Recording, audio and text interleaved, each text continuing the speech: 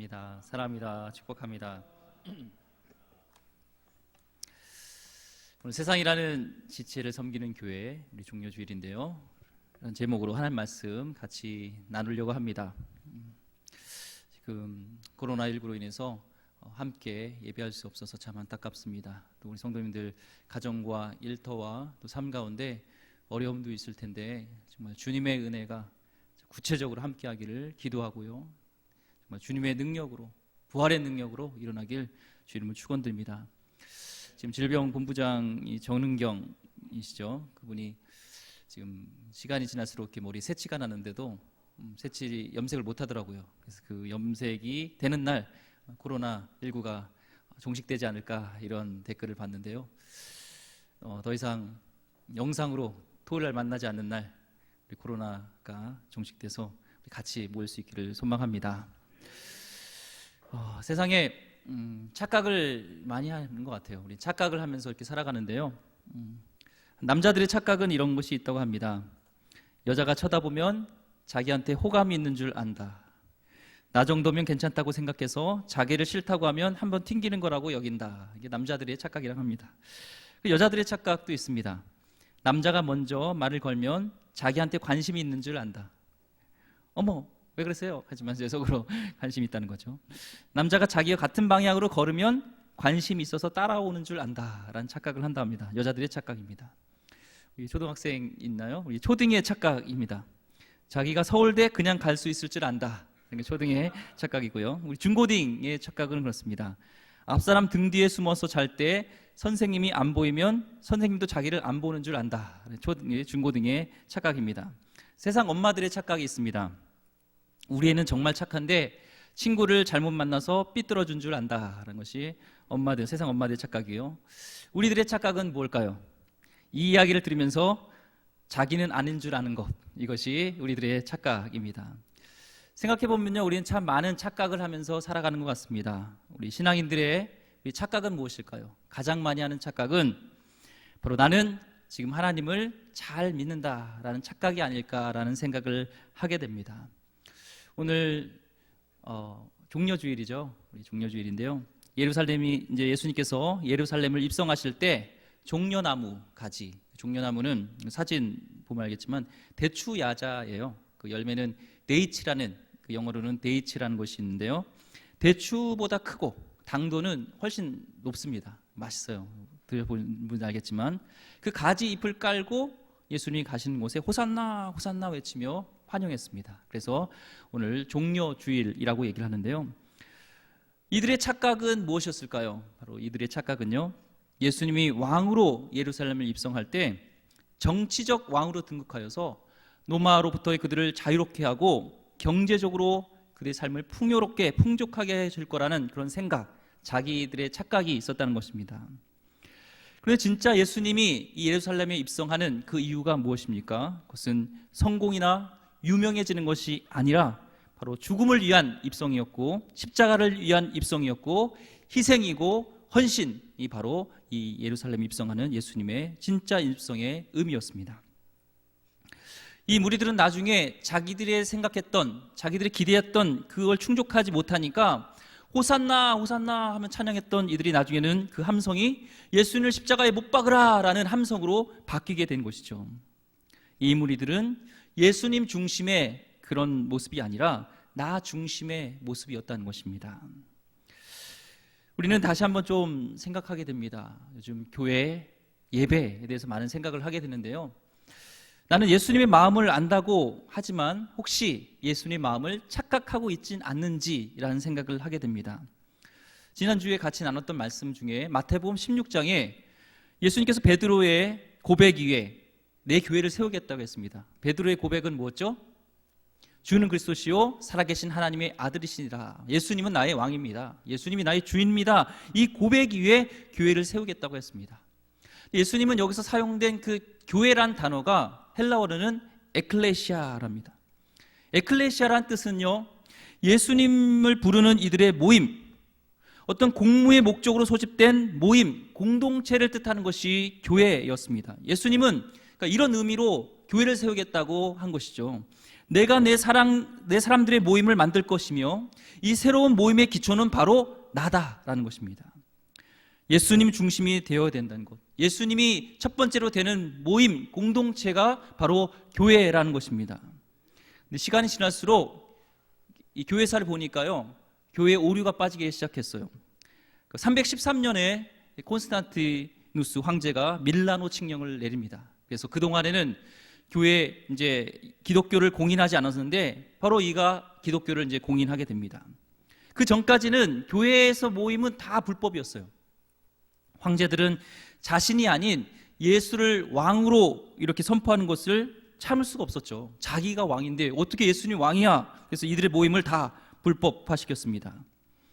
예수를 믿는 그런 까닭에 그들은 같이 모일 수도 없었고 한 곳에서 예배할 수도 없었습니다. 삶의 거처와 재산도 지위도 잃게 되고요. 그럼에도 여전히 교회는 존재했을까요? 안 했을까요? 존재했습니다. 근데 진짜 문제는 진짜 문제는 기독교 공인 후에 문제가 생겼어요. 사람들이 이제 그리스도인이 된 황제를 따르기 시작했죠. 황제가 그리스도인이 된 거예요. 황제가 예수님을 믿게 된 거예요. 그렇게 되다 보니까 이제 교회라는 그 기득권층이 약자가 아니라 이제 강자, 기득권층이 된 것이죠. 왕이 힘을 실어주니까요. 왕이 믿는 자가 되니까요. 위상이 높아지면서요, 교회와 예배는 점점 격식을 갖추게 됐습니다. 큰 건물이 생기게 되어졌고 또한 화려한 복장과 성가대, 거창한 장식 등이 생기면서 마치 황제를 이제 숭배했던 것이 이제 하나님을, 예수님을 숭배하는 그 예배가 되었어요. 예수를 주로 고백하며 죽어갔던 많은 순교자들의 신앙을 본받고자 그들의 이름을 딴 교회를 세우기 시작했어요. 건물을 세우기 시작했습니다. 대표적인 것이 그런 그 기념교회 보면은 성 베드로 성당이라든지 이런 기념교회 환란한 그런 찬란한 그런 건물을 세우기 시작했습니다. 그러면서 교회의 개념이요, 원래는 예수님을 왕으로 고백하면서 죽음과도 명예와도 어떤 부와도 바꾸지 않겠다는 그런 모임, 공동체의 모임이었는데요, 이것이 바뀌게 됐습니다. 그런 중심, 예수님 중심의 회중 모임에서 이제는 건물과 장소로 이제 바뀌기 시작했어요. 교회라는 개념이요. 원래 이런 공동체, 모임을 뜻하는 에클레시아, 예수님은 그것을 얘기했는데 이제는 공공 건물이나 공식 집회장을 뜻하는 장소의 개념, 바실리카가 되옵니다. 바실리카는 이 게르만 문화에서 나온 건데요, 키르카라고 불렀습니다. 이것이 이제 독일어로 번역되면요, 키르케라는 거고요. 이 키르케에서 영어권에서는 바로 처치, 교회가 된 것입니다. 우리는 한번 돌이켜 봐야 됩니다. 혹시나 예수님이 그렇게 교회를 세우겠다는 그 에클레시아의 개념을 우리는 착각하고 있지 않은지 한번 살펴봐야 됩니다. 예수님이 중심이라면 예수님의 뜻대로 교회를 세우신 목적을 떠올리면서 본래의 교회로 돌아가야 될 줄 믿습니다. 우리는 착각에서 벗어나야 됩니다. 우리는 키르케입니까? 아니면 에클레시아입니까? 예수님은 에클레시아를 세우겠다고 분명히 말씀했습니다. 교회가 이 건물로 존재할 때요, 문제가 있습니다. 가장 큰 문제는 부흥 컴플렉스를 빠지게 된다는 거예요. 거기다가요, 이 부흥이라는 그런 측정 가능한 요소로 정의를 하게 되는데 그 부흥의 측정의 세 가지 요소는 3B로 나타날 수 있습니다. 첫 번째 B는요, 빌딩이에요. 얼마나 큰 건물을 가졌는가. 두 번째 B는 bodies, 얼마나 사람들이 모이는가. 세 번째 B는 budget, 얼마나 재정이 풍부한가가 이 교회를 평가하는 기준이 돼버린다는 겁니다. 사람들은 오늘 말씀에 보니까 호산나 호산나 예수님을 외쳤습니다. 그런데 진짜 예수님이 이 예루살렘 성에 입성하는 하나님의 뜻, 하나님의 목적을 제대로 몰랐습니다. 오늘 9절 말씀 우리 다시 한번 읽어보도록 하겠습니다. 시작. 호산나, 중간부터요, 호산나부터 읽어보겠습니다. 9절 시작. 앞에서 가고 뒤에서 따르는 무리가 소리 높여 이르되 호산나 다윗의 자손이여 찬송하리로다. 주의 이름으로 오시는 이여 가장 높은 곳에서 호산나 하더라. 아멘. 찬송했죠. 이 호산나 하면은 뜻이 뭐죠? 구하여 달라는 것이잖아요. 구하여 주십시오서. 그러니까 찬양하고 구하여 달라고 막 외쳤습니다. 그런데 예수님의 중심이 아니었어요. 나중에는 자기네 중심에서 그렇게 예수님이 행하지 못한 것들 때문에 이제는 하나님을 찬양하는 모습이 아니라 예수님을 십자가에 못 박게 되는 것이죠. 반면에 오늘 말씀에 보면은 그 인물의 이름은 나오지 않았지만 반대되는 인물이 있었습니다. 누굴까요? 나귀의 주인, 나귀의 주인이라는 인물이 나옵니다. 누군지 나타나지 않아요. 나귀의 주인 누굴까요? 슈렉일까요? 어쨌든 이 나귀의 주인은 분명히 하나님을 사랑하는 자였던, 정말 예수님을 사랑했던 자는 것은 분명합니다. 예를 들어 볼게요. 예전에, 아니 지금일 수도 있죠. 저를 특별히 사랑하는 분이 있다고 한번 생각해 보세요. 저를 특별히 너무 사랑해요. 이분은 평소에 나를 위해서 무언가 자꾸 해주고 싶어 합니다. 그래서 돈이 있으면 돈도 주고 싶고, 옷이 있으면 옷도 주고 싶고, 이렇게 많은 것을 해주고 싶은 분이 있는 거예요. 진짜 있었으면 좋겠습니다. 근데 내가 그에게 이제 사람을 보내서 이제 얘기하는 거죠. 제가 뭔가 좀 필요한데요, 이것을 좀 제공해 줄 수 있겠습니까? 이렇게 얘기했을 때 그분은 거절할까요? 안 할까요? 거절 안 하죠. 너무 사랑하니까, 하고 싶은, 환장했으니까요. 오늘 주님이 쓰시겠다고 하실 때 이 사람의 마음은 정말 기뻤을 것입니다. 기쁘기 그지없는 것이죠. 마찬가지로 우리가 정말 하나님을 사랑한다면, 예수님을 사랑한다면 우리의 돈, 우리의 재능, 우리의 시간을 쓰겠다고 할 때 그것은 우리의 축복이고 우리의 기쁨이 될 줄 믿습니다. 오늘 10절 말씀을 한번 같이 읽어보겠습니다. 10절 말씀 시작. 예수께서 예루살렘에 들어가시니 온 성이 소동하여 이르되 이는 누구냐 하거늘. 아멘. 오늘 소동했다는 단어에 좀 초점을 맞추고 싶어요. 예수님이 들어가니까 거기에 소동했다라고 합니다. 쉬운 성경에 이 소동했다는 것은 들떴다라고 나오고요. 또한 현대인의 성경에 보니까 떠들썩했다는 거예요. 예수님이 가는 곳에 거기에 사람들이 떠들썩했다는 거예요. 진정 하나님의 교회라면, 진정 그리스도인이라면, 예수님이 우리 가운데 있다면 우리의 주위에 감동해야 될 줄 믿습니다. 주위가 떠들썩해져야 됩니다. 세상이 우리를 향해 교회는 기적이 있다, 교회에서는 사랑이 있다, 교회는 기쁨이 있다 라고 소리쳐야 될 줄 믿습니다. 왜요? 거기에 진짜 예수님이 계시기 때문에 그렇습니다. 우리 예수님 중심의 삶을 살아야 될 줄 믿습니다. 오스기니스가 쓴 소명이란 책을 보니까요, 이런 말이 있습니다. 하나님의 결정적인 소명에 귀 기울이면서 산 인생은 다른 모든 청중을 밀어내는 단 하나의 청중, 유일한 청중 앞에서 살아온 인생이다라고 얘기를 합니다. 정말 우리 소명에서 귀 기울인 인생은 다른 사람 청중을 의식하는 것이 아니라 단 한 명의 청중, 하나님 앞에서 살아온 인생이 진짜 소명대로 살아간 사람이라고 얘기하는 것입니다. 우리의 단 하나의 청중은 하나님인 줄 믿습니다. 우리 신앙의 공동체도요, 가장 중요한 불은 하나님인 줄 믿습니다. 하나님의 중심되어지지 않고 하나님 나라가 이루어지지 못하는 건물에 불과한다면 그 교회의 끝은 우리가 물 보듯이 뻔합니다. 예수를 믿는다는 것은, 호산나 외친다는 것은 그분이 우리 삶의 중심이 되어 우리를 다스린다는 것입니다. 건물에 불과한 교회 안에서는 그 다르심이 건물에만 제한되기 때문에 교회 안에서의 신앙적 생활을 추구하지만 교회 밖을 나갔을 때는 우리 신앙과 삶이 분리되는 삶을 살 수 있다는 겁니다. 교회가 건물의 개념에서 벗어날 때 진정한 교회의 본질을 회복하는 변화가 일어날 줄 믿습니다. 공동체는요, 예수님이 뜻했던 그 공동체는 부르심에 대한 공동체, 예수님을 부르는 공동체, 예수님을 주인으로 모시는 공동체, 그리고 그곳이 세상을 향해서, 그 세상을 향해서 나가는, 세상의 부르심으로 나가는 공동체, 이것이 진정한 교회인 줄 믿습니다. 불과 30년 전만 해도요, 이런 말이 있었습니다. 우량아 선발대회. 혹시 이 가운데 우리 성도님 중에 우량아 선발대회 나가신 분 있습니까? 제가 아는 그 목사님은요, 우량아 선발대회 나가셨더라고요. 왜 우리 목사님, 전도사님 보세요. 우리 두 전사님은 안 나가셨다고 합니다. 한 4km 내지 한 5km 정도 나갔대요. 태어났을 때. 엄청나죠. 근데 대회 나갔는데 입상을 했을까요, 못했을까요? 입상 못했대요. 그 정도로 그 우량아는 좀 많이 나가나 봐요. 그걸로 안 된대요. 4km 정도는 안 되네요. 근데요, 요즘은요, 우량아보다는 웰빙에 관심이 높습니다. 우량아는 말 자체가 요즘은 사라졌습니다. 그렇죠? 그런 대회도 없습니다. 오히려 걱정스러워합니다. 우리 아가 되면요. 아유, 우리 애는 너무 뚱뚱해서 너무 포동포동해서 문제예요. 교회도 그렇습니다. 한때 양적 성장에 주력한 적도 있습니다. 근데 이제는 진짜 중요한 교회는 웰빙 교회입니다. 그것이 더 중요합니다. 건강한 교회, 성경적인 교회, 예수님이 중심된 교회, 그것이 중요합니다.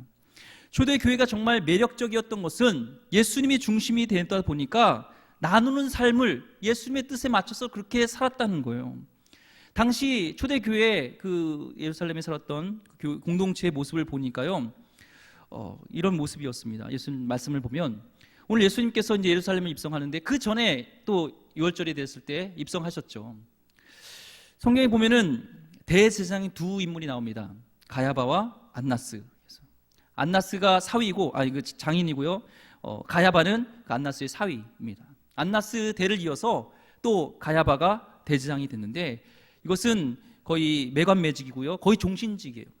근데 이게 로마군으로부터 돈을 주고 이제 대제사장이 되는 것이죠. 로마와 얽혀 있고 또 제사장과 얽혀 있고 이게 돈하고 연관이 되어 있습니다. 그러니까 성전에서 와서 성전세를 내야 되고 또 다른 곳에 왔다가 이 성전에 오면은 성전에서 사용되는 화폐로 바꾸면서 거기서 먹는 돈들이 어마어마했다는 거예요. 부정부패가 있었고 매간매직이 있었고 있다는 겁니다. 그래서 예수님께서는 누가복음 19장 45절과 46절 말씀이에요. 읽어보도록 하겠습니다. 성전에 들어가사 장사하는 자를 내쫓으시며 그들에게 이르시되 기록된 바 내 집은 기도하는 집이 되리라 하였거늘 너희는 강도의 소굴을 만들었도다 하시니라 하면서 예수님은 그 장사판을 다 뒤집어 엎으면서 불법이었다는 거죠. 그들이 밥줄을 이제 끊으려고 하니까 이제 이 제사장들 그렇게 불법을 했던들이 이렇게 예수님을 죽이려고 했다는 거예요. 근데 경제들이 그러니까 이런 부정부패가 있으니까 백성들이 어려웠을까요? 안 어려웠을까요? 어려웠겠죠. 근데 더 나가서 이런 일들이 있었습니다. 세금 갈취, 세리들이 있었는데 당시 로마 지배에 있다 보니까 로마의 세금을 바쳐야 돼요. 세리장으로 나온 삭개오가 이 세리장이죠. 그러니까 거의 매국노예요.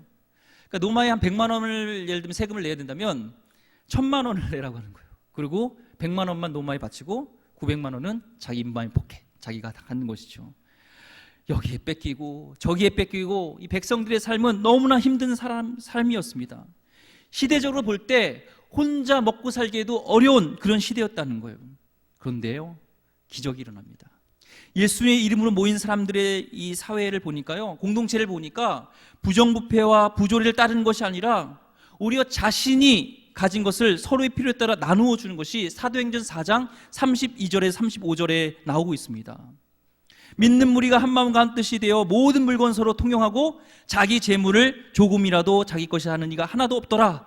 사도들의 큰 권능으로 주 예수의 부활을 증언하니 무리가 큰 애를 받아 그 중에 가난한 사람이 없으니 이는 밥과 집이 있는 자는 팔아 그 판 것의 값을 가져다가 사도들의 발 앞에 두매 그들이 각 사람의 필요를 따라 나누어 줌이라.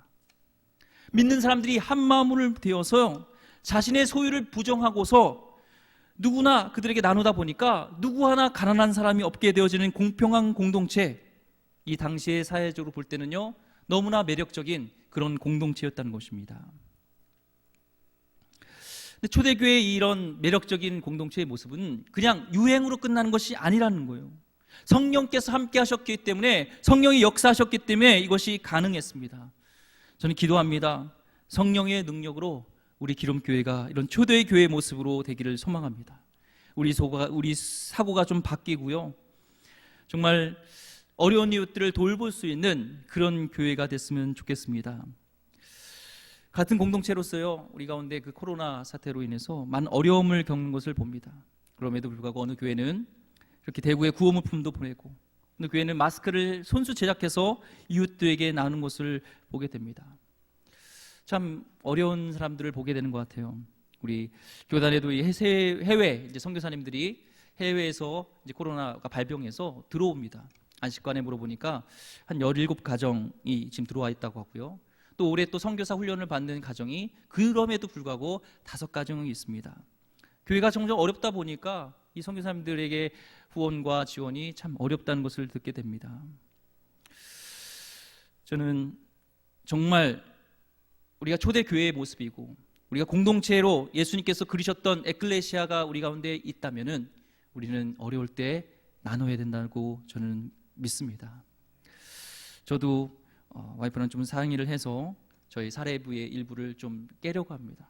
그런 우리 교회에서 코로나로 인해서 어려운 분들을 좀 돌보고 싶습니다. 또 이렇게 선교사님들을 좀 돌본다고도 될 수가 없지만 이것들을 나누고 싶습니다. 우리 마음들을 같이 나눴으면 좋겠습니다. 한 사업장에 가니까 손님이 없더라고요. 그럴 때 우리의 어떤 작은 나눔이 그들에게 어떤 큰 힘이 될지는 모르겠지만 이럴 때 교회가 나서지 않으면 언제 나설 수 있을까라는 생각을 하게 됩니다. 우리 성님들 이렇게 도전을 줍니다. 혹시나 헌금을 하고 싶다면은 헌금했으면 좋겠습니다. 그래서 목적하는 헌금 그대로 어려운 코로나 바이러스로 인해서 어려운 우리 공동체 또 이웃들 우리 선교사를 위해서 이렇게 사용하고 싶습니다. 이런 헌금이라는 것을 강조하는 것은요, 전 부끄럽지 않습니다. 제 양심에 있어서 그렇고 그것은 자랑스럽다고 저는 생각합니다. 교회관이 바뀌어야 되는 줄 믿습니다. 왜 여러분은 호산나를 부르십니까? 왜 예수님을 부르십니까? 혹시 오늘 예루살렘에 입성할 때 그 호산나는 나를 위한 호산나는 아니었습니까? 진짜 예수님을 나의 왕으로 모시는 그런 호산나인지 우리 종려 주일 때 우린 돌아봐야 될 줄 믿습니다. 그 펜실베니아 대학교의 와튼 스쿨의 조직 심리학자인 애덤 그랜트가 기브 앤 테이크라는 그런 책을 썼는데요. 큰 성공을 이룬 사람들의 공통점은 능력, 성취 동기, 기회 그리고 타인과의 상호작용이라고 얘기를 합니다. 특별히 타인과의 상호작용에 있어서요 3가지의 행동 방식을 규명하는데요. 자신이 준 것보다 더 받기를 원하는 사람을 테이커라고 얘기합니다. 그리고 받은 만큼 되돌려주는 매처라고 얘기를 하고요. 그 받은 것과 상관없이 최대한 많은 것을 주려고 하는 자를 기버라고 얘기를 합니다. 근데 그 연구에 따르면요, 기버 무조건 주는 사람이잖아요. 많은 것을 주는 사람은 소위 호구라고 얘기를 하는 거죠. 호구. 그러니까 서열을 따지면 바닥을 쳐야 되는 거예요. 바닥 칠 가능성이 가장 높다는 거예요. 주기만 하니까. 근데 놀라운 거는 이 성공 사다리에 보면은 가장 꼭대기에 많이 위치한 그 사람들이요, 테이커와 매치보다도 기버가 많다는 겁니다. 여러 요인이 있지만 그 이유가 무엇보다도 테이커와 매처가 인간관계를 지나치게 조건적으로 만들다 보니까 자신이 도움을 받을 수 있는 인맥을 좁혀나가는 반면에요, 기버는 자신이 준 도움을 통해서 잠재적으로 자신의 도움을 받을 수 있는 가능성을 높이기 때문이라고 얘기를 합니다. 시간이 지날수록 남을 돕지 않거나 조건적으로 남을 돕는 사람의 영향력은 축소되는 반면 아무 대가도 기대하지 않고 기꺼이 먼저 남을 돕는 기버들의 영향력은 확대된다는 것입니다. 이 책의 부제가요, 주는 사람이 성공한다입니다. 교회의 성공은 무엇일까요? 이웃에게 영향력을 주고 하나님의 뜻을 이루면서 예수님을 만날 수 있는 장이 되는 교회, 그것이 우리 교회의 성공이 아닐까요? 앞으로 이 코로나 사태로 인해서 교회를 좀 전망하게 됩니다. 어떤 교회가 살아남을까? 어떤 교회가 잘 될까? 그것은 주는 교회라고 저는 확신합니다. 주는 교회가 살아남습니다. 주는 교회 사람들이 옵니다. 우리는 체질을 바뀌어야 됩니다. 예수님의 중심이 된 교회는 주는 교회인 줄 믿습니다. 이번에 세상 사람들이 교회에 대한 많은 이렇게 질책을 하는 것들을 보게 됩니다. 카페라든지 이런 데도 사람들이 많이 모여요. 그런데 특별히 교회에 모이는 것에 대해서 그 시선이 곱지 않습니다. 예배 드리는 것에 대해서 같이 모이는 것에서 너무 곱지 않아요. 물론 교회에서 확진자들이 나오고 이러다 보니까 그런 시선이 있다 하지만 저는 한국 교회의 브랜드에 문제가 있다고 생각합니다. 이것은 또한 우리가 뿌린 대로 더 드는 것이 아닌가라는 안타까움을 생각하게 됩니다. 매력적인 브랜드가 됐으면 좋겠습니다. 우리 교회가 매력적인 브랜드가 됐으면 좋겠습니다. 이 심리 마케팅 연구에서도요, 이 블라인드 테스트를 해보면요, 예를 들면 콜라를 놓고 실험을 했습니다. 그 펩시콜라와 코카콜라를 놓고 이렇게 안대를 가리고 실험했습니다. 어떤 콜라를 선호하십니까? 그러면요, 펩시콜라가 다 선호한대요. 근데 이 안대를 벗고 어떤 콜라를 선호합니까? 하면은 압도적으로 코카콜라를 선호한다는 거예요. 이것이 매력적인 브랜드의 힘이라는 것입니다. 우리 한국 교회 정말로 다시 교회라고 말을 들으면 무의식적으로라도 영적 중추가 자극을 받아서 교회를 향한 발걸음이 더 많아지고 매력적인 그런 공동체의 모습이 우리 한국 교회가 됐으면 좋겠습니다. 예수님은 섬기러 예루살렘에 입성하십니다. 백마가 아닌 나귀 새끼를 타고 나타나셨습니다. 예수님은 죽기까지 섬기셨습니다. 세상이라는 지체, 우리 공동체를 섬기는 것이 종료주일의 참된 정신이라고 저는 믿습니다. 착각하지 마십시오. 내가 하나님을 잘 믿는다는 것, 다시 한번 우리는 우리 신앙을 돌아봐야 될 때인 줄 믿습니다. 우리 공동체가 정말 예수님 중심으로 예수님 원하시는 그런 처치가 아닌 에클레시아가 되기를, 그런 공동체 되기를 기도하고 축복합니다. 기도하겠습니다. 하나님, 정말 섬기러 오신 예수님, 죽기까지 섬기신 예수님, 종료주를 맞이하여서 우리는 어떤 모습으로 이 시간을 돌아봐야 될지 생각하게 됩니다. 하나님, 저와 우리 가정, 우리 교회가 정말 예수님이 중심이 되어지는 공동체 되길 원하고, 정말 주는, 나누는, 섬기는 공동체가 되게 하여 주시옵소서. 하나님, 우리 가정들을 돌봐주길 원합니다. 지켜주길 원합니다. 주님이 함께 하실 때 망하지 않은 것을 믿습니다. 주님, 어떤 상황 속에 있더라도 주님의 은혜로 일어날 수 있게 하여 주시옵소서. 귀하신 예수 그리스도 이름으로 기도드립니다. 아멘. 우리 찬양, 당신은 영광의 왕 찬양 부르면서 준비하신 예물 하나님께 드리도록 하겠습니다.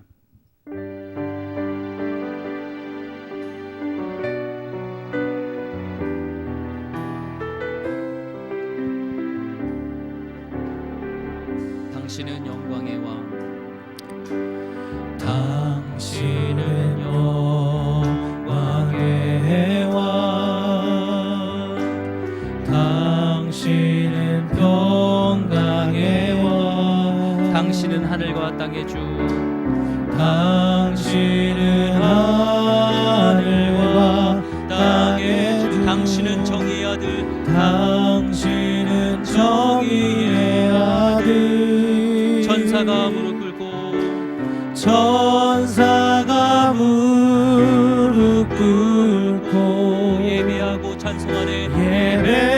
예배하고 찬송하네.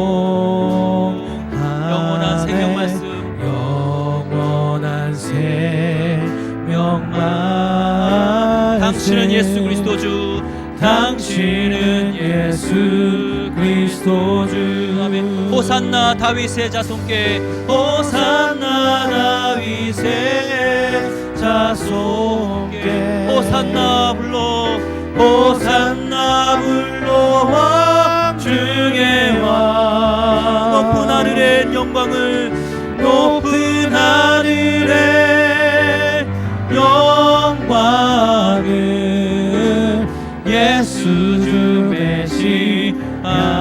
호산나 다윗의 자손께, 호산나 다윗의 자손께,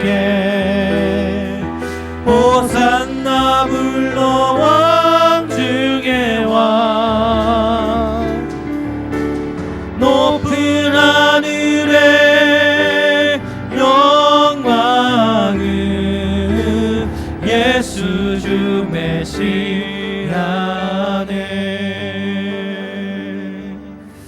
하나님, 호산나 외치는 그 찬양이 나를 위한 찬양이 아니라 나의 정말 왕이신 주인이신 예수님을 위한 찬양이 되게 하여 주시옵소서. 하나님, 성령이 충만하여서 초대교회에 정말 서로 나누며 섬겼던 그런 예수님께서 꿈꾸셨던 초대교회 공동체의 모습이 우리 가정 가운데, 우리 기름교회 가운데 있게 하여 주시옵소서. 하나님, 너무나 어려운 상황입니다. 정말 국가적으로, 또한 교회적으로, 나라적으로, 사회적으로, 하나님 또 선교지에서도 나름대로 너무나 어렵습니다. 우리의 일터와 삶 가운데 너무나 어렵습니다. 하지만 하나님, 우리의 믿음의 고백대로 정말 우리의 귀한 예물을 하나님께 드립니다. 11조 예물로, 감사 예물로, 또한 여러 가지 각종 예물로 하나님께 드린 그 예물을 주님 받아주셨고, 이 예물이 쓰여지는 곳마다 하나님 나라가 임하게 하여 주셨고, 주권한 영혼이 주께 돌아오며 놀라운 역사들이 있게 하여 주시옵소서. 하나님, 우리 기름교회를 통하여서 어려운 이웃들이 힘과 꿈을 갖기를 원하고 예수님을 위해서 다시 소망을 갖기를 원하며, 하나님, 어려운 지체들이 다시 주님 안에서 꿈을 꿀 수 있는 귀한 시간 되게 하여 허락하여 주시옵소서. 하나님, 주님께서 정말 역사하고 계시고 살아계시고 함께 가시다는 것이 이 시기를 통하여서 우리가 믿어지는 놀라운 역사들이 있게 하여 주시옵소서. 이제는 우리 주 예수 그리스도의 은혜와 하나님 아버지의 무궁하신 사랑하심과 성령님의 감화감동 역사하심이 하나님 오늘 이 가운데 정말 종려주일에 주님을 찬양하고 주님만 나의 주님이라 고백하고 주님께 나가는 귀한 백성들 머리 위에 조국 대한민국과 또한 우리 코로나 바이러스 싸우는 의료진들과 또 우리 선교사님들 머리 위에 이제부터 영원토록 함께 있기를 간절히 축원하나이다. 아멘.